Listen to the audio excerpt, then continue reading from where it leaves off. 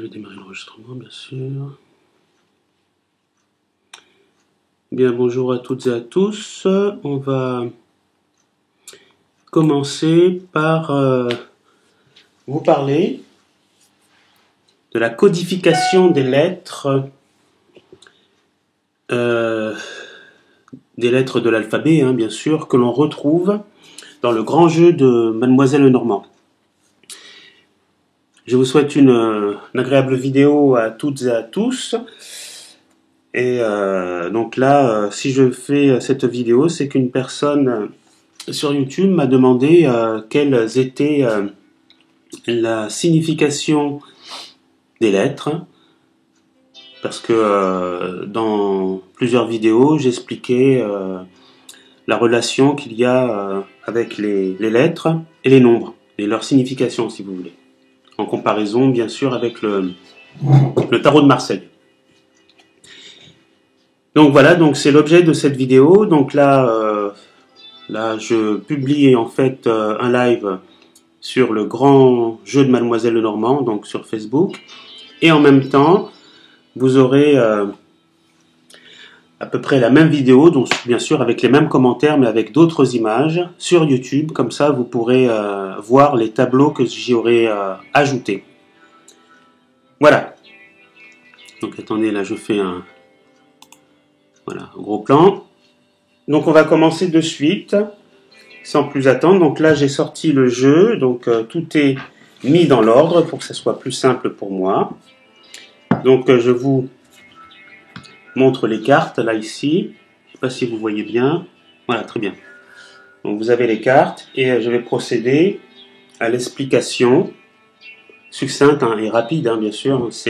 Là, ce sera beaucoup de mots-clés pour pouvoir décoder, bien sûr, le grand jeu de Mademoiselle Lenormand. Ces lettres-là ne sont pas là par hasard, c'est-à-dire que vous serez capable de former des mots dans un tirage et d'avoir plus d'orientation, plus de matière à interpréter un tirage. Donc alors là, sa codification, c'est le C, c'est sa lettre de codification, c'est le C, et elle est égale au nombre 4. 4, ça symbolise, c'est le nombre du travail et de ses succès, et des succès. Voilà, donc c'est la première carte, donc on parle de travail et de succès. Donc vous verrez aussi, je vais vous montrer le tableau, comme ça après vous pourrez faire un arrêt sur image pour pouvoir, alors attendez que je retrouve le tableau, vous pourrez faire un arrêt sur image pour que ce soit plus simple pour vous. Je l'ai ici, en gros. Voilà. Alors je vous le montre, le tableau. Je ne sais pas si vous le voyez bien. Voilà, vous le voyez super bien, je crois. Alors, bonjour à celle qui s'est connectée, ou celui qui s'est connecté. Donc voilà, je vous fais un zoom pour le tableau. C'est selon la table pythagoricienne, selon la table de Pythagore. Donc voilà, vous avez des lettres et des nombres qui sont attribués. Voilà.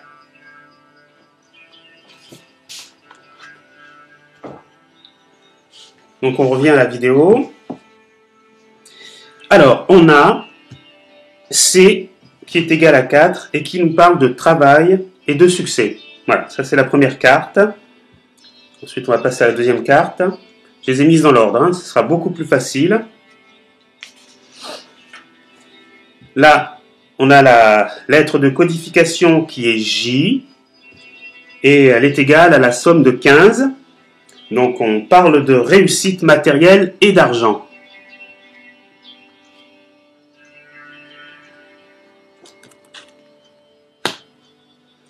Ensuite, on a le 3 de trèfle.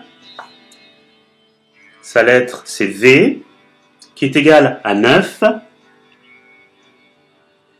Et on nous indique la fin d'un cycle. Ça, c'est vrai que en numérologie, souvent le numéro 9 signale la fin de quelque chose et un nouveau commencement par la suite. Hein. La fin d'une étape, parce que dans les nombres, on fait 1, 2, 3, 4. 1, c'est le commencement, 2, c'est la dualité. Après, on progresse jusqu'à 9, qui se termine, et puis après, on recommence un nouveau cycle. Voilà. On a B. C'est le signe de l'autre et du mouvement alternatif. Donc ça, c'est B. Signe de l'autre et du mouvement alternatif.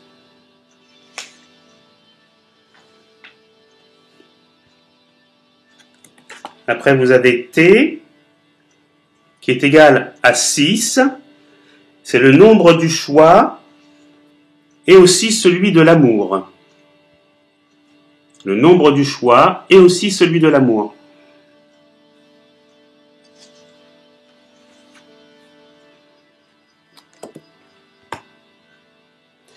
Après, c'est la lettre H. H qui est égal à 28. 28. C'est 7 fois 4 qui est égal à 28 qui annonce la discorde.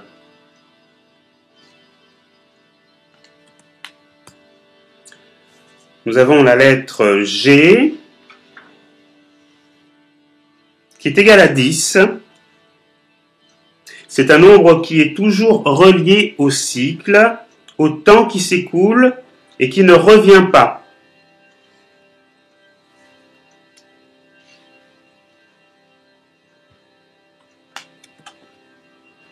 La lettre numéro D, qui est égale à 5, c'est le nombre de l'homme et de l'évolution intérieure. Il y a une forme, si vous voulez, de transformation interne. Donc, voilà, c'est le nombre de l'homme et de l'évolution intérieure. Ensuite, vous avez la lettre I, qui est égale à 15. C'est le nombre de l'argent et de la réussite. Tout comme dans le tarot de Marseille, c'est la lame numéro 15 qui correspond au diable. Donc vous savez dans le tarot de Marseille, le diable, quelles sont ses aspirations si vous voulez. Donc voilà. On a maintenant la lettre O qui est égale à 8. Et 8, c'est le nombre de la justice. On récolte ce que l'on a semé. Voilà, donc d'ailleurs, on peut regarder ici. Voilà. Après, on arrive à la lettre K, qui est égale à 16. C'est le nombre de la puissance, de la volonté et de l'impulsivité. Si vous regardez bien la scène qui se passe ici, il y a deux rivaux qui essayent de ramener la pomme le plus rapidement possible. Donc il y a une notion de rapidité, d'impulsivité, de puissance et de volonté surtout. Surtout la volonté qui ressort.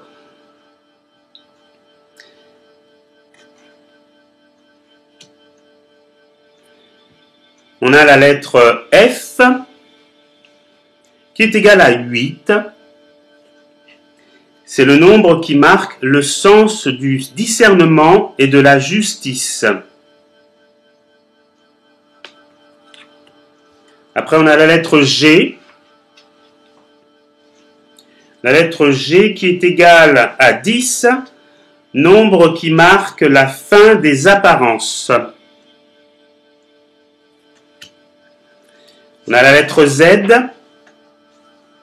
qui est égale à 70, nombre qui évoque la famille, le foyer, les êtres proches.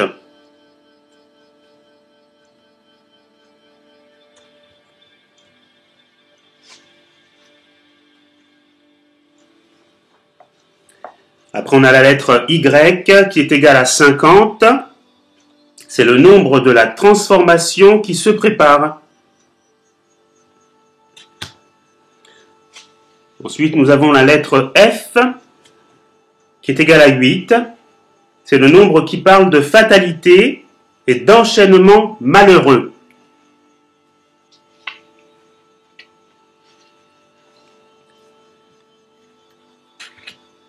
Après, on a la lettre F.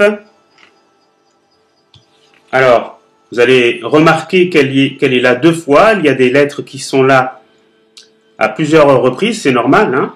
Mais ce n'est pas le... Là, c'est l'ordre du temps, si vous voulez. Et l'autre, c'est la carte des événements imprévus. Donc, le sens diffère. Voilà. Méfiez-vous de cela. Si vous voyez F, ne vous dites pas qu'à chaque fois, c'est la même signification. Là, pour cette carte-là, donc c'est la F qui est égale à 8, bien sûr. Nombre qui marque la difficulté à vivre dans le réel. Ensuite, on a la lettre N. N qui est égal à 26. C'est le nombre de la négociation. Mieux vaut une bonne négociation qu'une guerre. On met l'accent sur la négociation. D'ailleurs, on voit 2 personnages qui sont en train de discuter avec quelqu'un de haut rang, apparemment. Donc, il y a une forme de négociation. Ensuite, on arrive à la lettre I.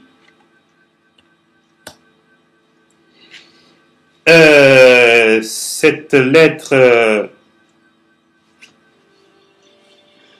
alors, attendez, je regarde. I qui est égal à 15. C'est le nombre de la réussite matérielle et amoureuse. C'est aussi l'ambition et le pouvoir. Tout comme le diable, qui figure dans le jeu de tarot de Marseille, qui a le nombre 15. Voilà. On va parler maintenant de la lettre C, qui est égale à 4. C'est le nombre qui symbolise le travail et les efforts, la maîtrise de soi. On voit bien que l'alchimiste est en train de rajouter quelque chose dont il est à l'œuvre, il est en train de, quelque part, de travailler, il est en action, il est debout et renverse un liquide dedans. Ensuite, on a la lettre R, qui est égale à 11. C'est un nombre qui marque toujours la libération.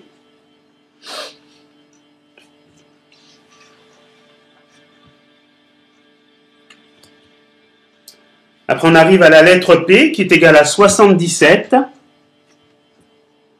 77, c'est un nombre 7, le nombre 7 doublé, qui évoque la sagesse et la pleine conscience.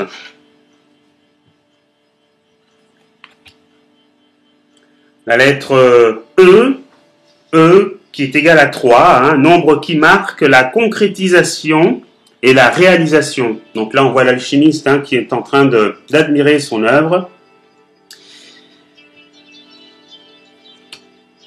Ensuite, on a la lettre I qui est égale à 15. Nombre qui indique la vitalité de la jeunesse, la face de vie.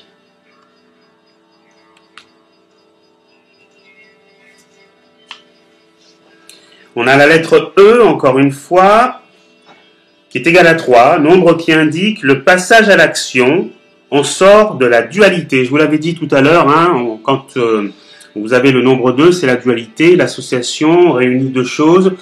Ensuite, on passe à 3, donc on quitte la dualité pour passer à l'action.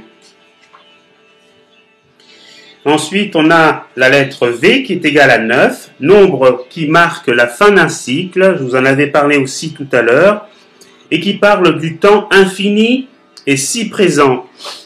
Et oui, dans cette carte, si vous voulez, on voit un homme d'un certain âge, il y a la lecture, il y a les livres, il y a une horloge ici, donc ça dénote quand même une notion de temps, de durée. Là, on parle quand même d'espérance, de maturité, de sagesse, si vous voulez. Donc l'espérance, c'est quelque chose qui est quand même en lequel on croit, donc il y a une notion de durabilité, de temps, de durée. Donc voilà. On passe à la lettre S, qui est égale à 20, nombre qui indique l'habileté, l'indépendance et la créativité.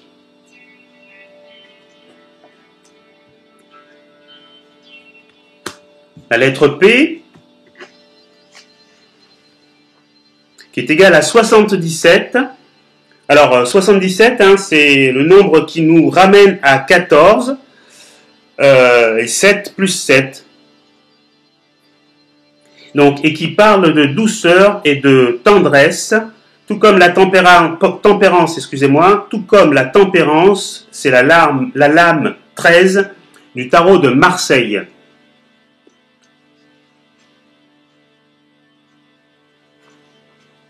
Ensuite, on a la carte,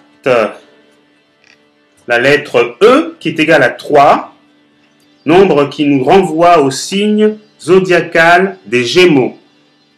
Voilà, vous regardez, les Gémeaux, hein, le signe astrologique des Gémeaux, on sait que c'est deux personnes ensemble, une forme de double personnalité. Donc voilà, les Gémeaux. La lettre O, qui est égale à 8, nombre qui marque la fin des difficultés. La justice tranche en votre faveur.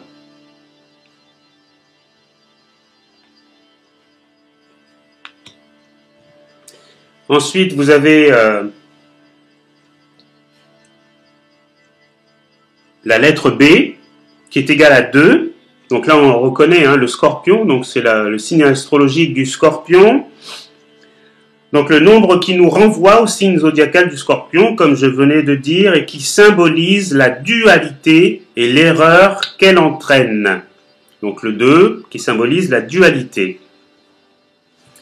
Ensuite, on arrive à cette carte, la lettre M, qui est égale à 19, nombre de la noirceur et des ténèbres qui, à l'inverse du soleil, c'est la lame 19 du tarot de Marseille, doit être lue à l'envers et en signification négative. Donc voilà, donc on parle de noirceur et des ténèbres qui sont en opposition avec le soleil, en opposition avec la lumière, si vous voulez. Alors, on a maintenant la lettre L, qui est égale à 21, nombre qui parle de l'extérieur, du monde dont il faut savoir se méfier. Elle se rapproche de la lame 21, qui est le monde, la lame 21 du tarot de Marseille. Donc voilà, donc il y a une approche de l'extérieur, du monde extérieur, qu'il faut... Oh, j'ai vu, excusez-moi, j'avais pas vu vos commentaires, je suis désolé. Alors, bonjour Eric Henry, j'espère que ça va. Tempérance, c'est la 14. D'accord, il n'y a pas de souci. Eric Emery, il y a une forme d'affinité avec le tarot de Marseille, en fait. Tout à fait. Je suis entièrement d'accord avec toi, Eric. C'est pour ça d'ailleurs que j'en parle et que je n'hésite pas à le comparer avec le tarot de Marseille. Alors, on arrive maintenant à la lettre A. Donc A, c'est égal à 1, c'est le nombre qui marque le renouveau et le changement. C'est un peu le début d'une nouvelle étape. Ah bon, j'ai dit la 13 ? Ah ben je rectifierai en mettant un commentaire. Hein. Franchement, je suis désolé, je sais pas. Donc j'ai dit la 13, donc excusez-moi, alors ce sera la 14. Désolé.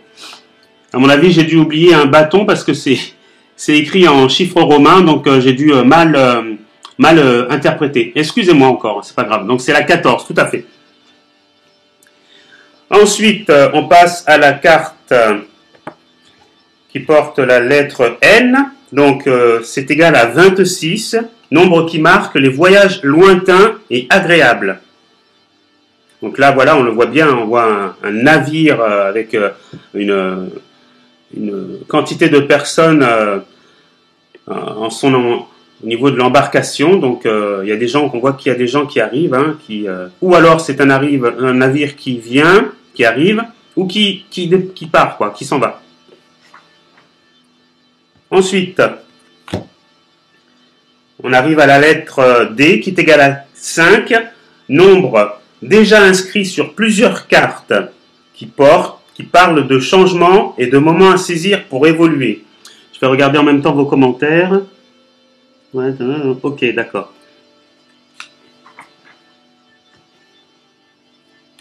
Ensuite, on arrive à la lettre T.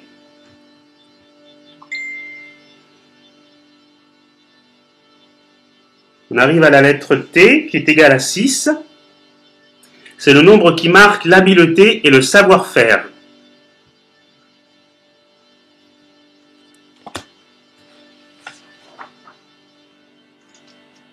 L'habileté et le savoir-faire. On arrive à la lettre O qui est égale à 8. C'est le nombre qui symbolise le signe mathématique de l'infini.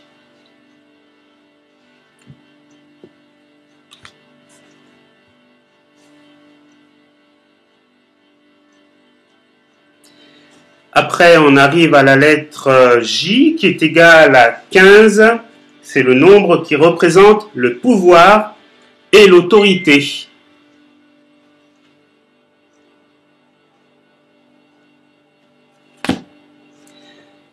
Alors, ensuite, on arrive à la lettre T qui est égale à 6. Nombre qui nous renvoie au signe zodiacal du taureau. Tout à fait. Donc on le voit ici, hein, on voit le taureau avec les cornes.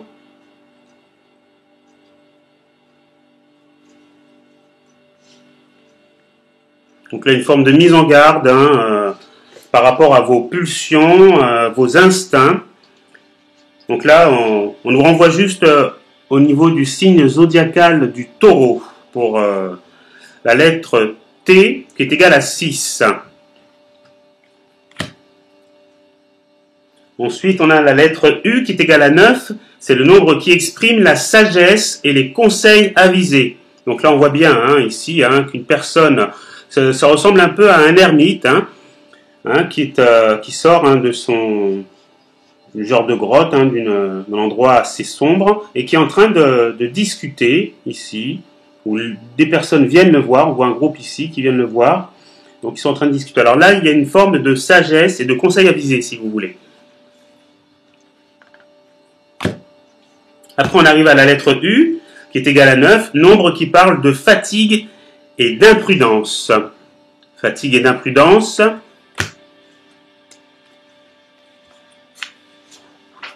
Là, la lettre Q, qui est égale à 27, nombre qui exprime le manque de discernement et l'aveuglement.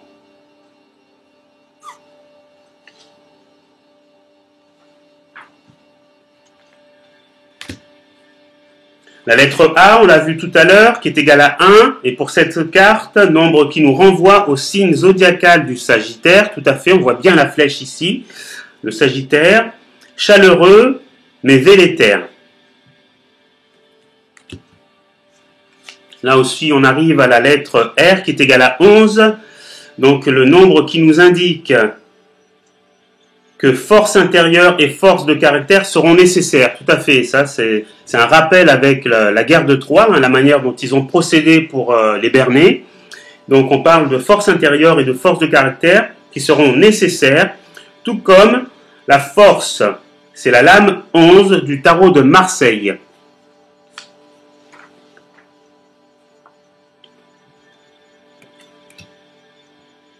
Alors là, on arrive encore à la lettre A, qui est égale à 1, nombre qui parle d'amour et d'union protégée.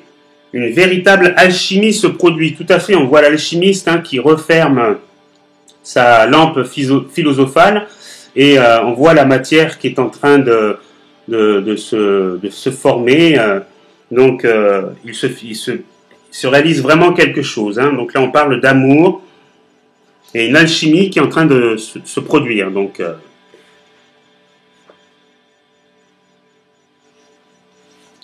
ensuite, on arrive à cette carte-là. C'est la lettre M qui est égale à 19.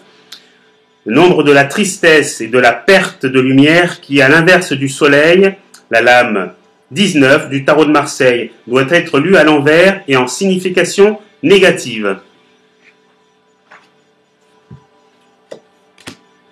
Là, on arrive à la lettre E qui est égale à 3. C'est le nombre qui placé en pique est toujours symbole de peine et de malchance.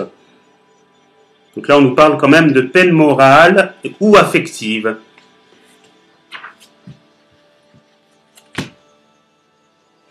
Ensuite, on a le 10, le x si vous voulez, c'est égal à 13. Je suis désolé. Donc c'est le x qui est égal à 13. Nombre vecteur d'une transformation importante qui ne dépend pas de vous.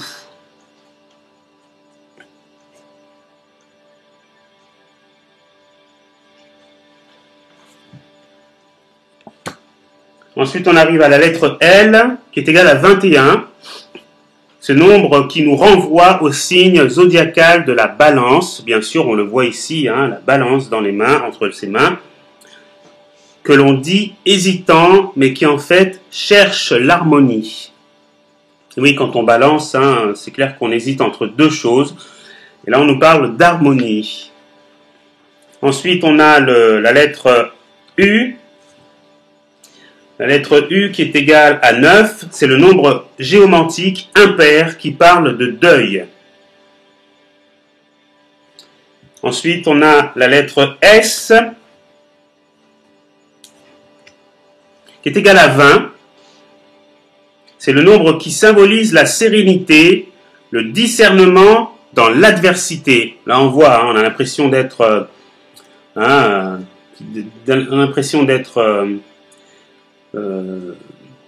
dans une affaire, hein, c'est-à-dire on a l'impression de voir un juge, un avocat et quelqu'un qui est en train d'écrire quelque chose pour juger, discerner. Voilà. Et ben c'était la dernière carte. Donc je vais vous montrer quelques tableaux aussi, hein, pour terminer cette vidéo qui vont peut-être vous être utiles. Je vais vous montrer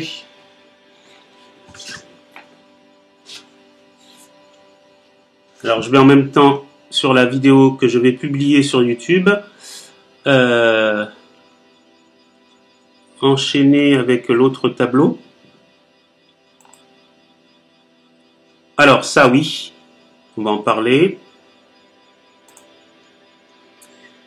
Alors je vous montre le tableau, c'est celui-ci. Je ne sais pas si vous arriverez à le voir. Voilà, super. Alors, qu'est-ce que vous avez écrit? Elle est super ta vidéo, je l'ai mis dans mes enregistrements. Je vais la partager de temps en temps. Ah, génial, merci.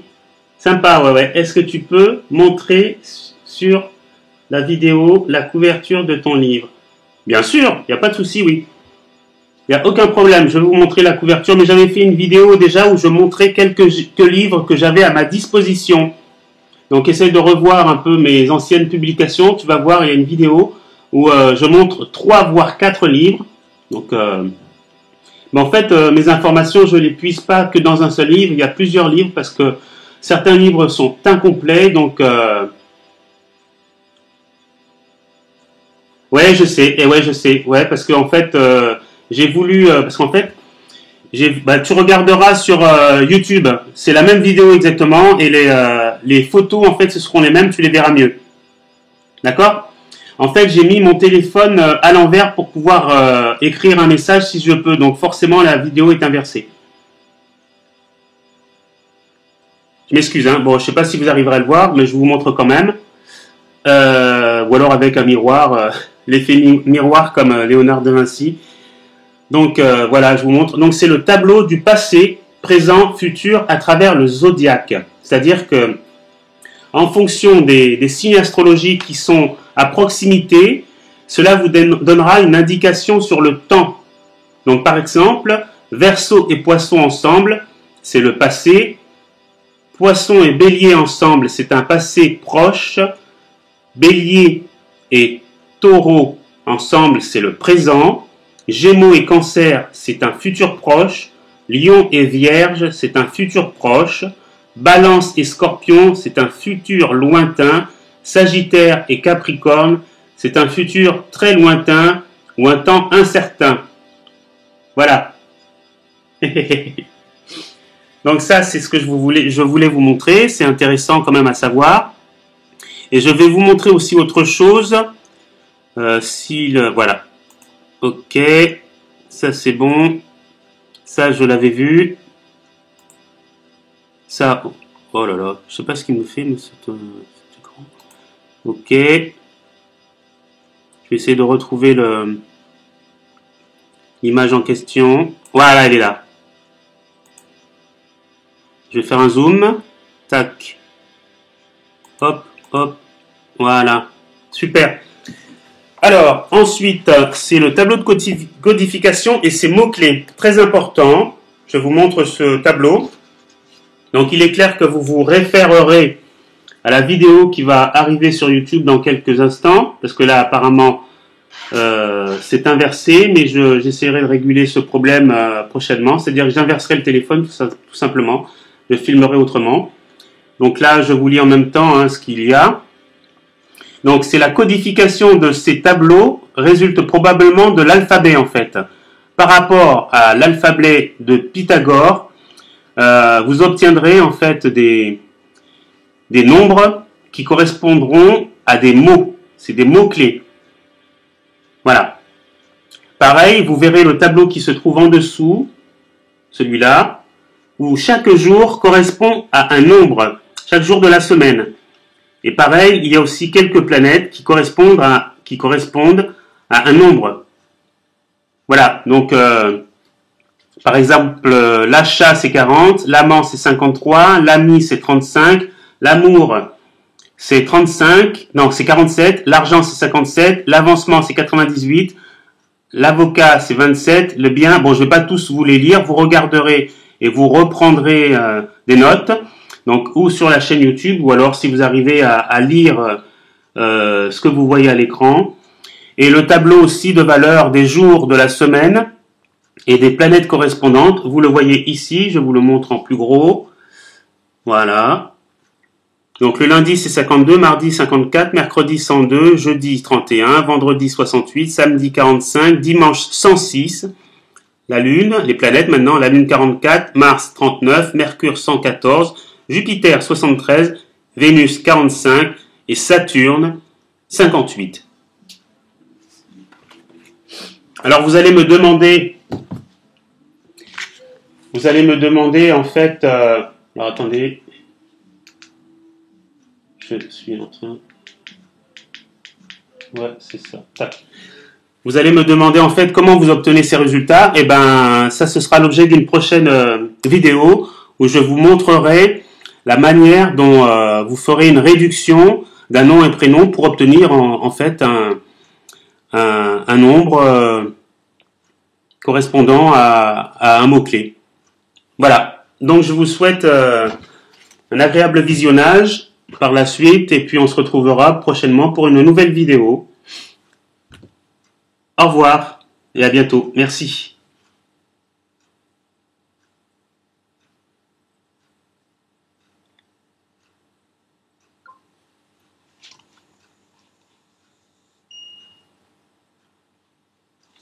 Bien, bonjour à toutes et à tous.